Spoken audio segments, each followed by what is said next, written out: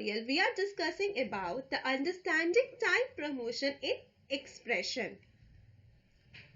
So what is type promotion in expression? While evaluating expressions, the intermediate value may exceed the range of operands and hence the expression value will be promoted. Some conditions for type promotion are: Java automatically promotes each byte, short or character operand to int when evaluating an expression. If one operand is a long or float or double, the whole expression is promoted to long, float or double respectively.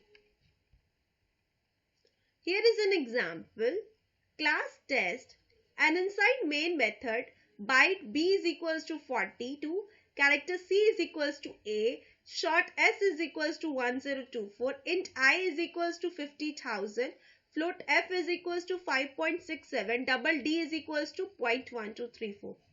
But the result is of double type, so all the expressions will be converted into double. And hence you can clearly see that the output of the following program is 626.7784, and all this is the value which only double can store. So this is the output of the following example. Explicit typecasting in expressions. While evaluating expression, the result is automatically updated to larger data type of the operand. But if we store that result in any smaller data type, it generates compile time error, due to which we need to typecast the result.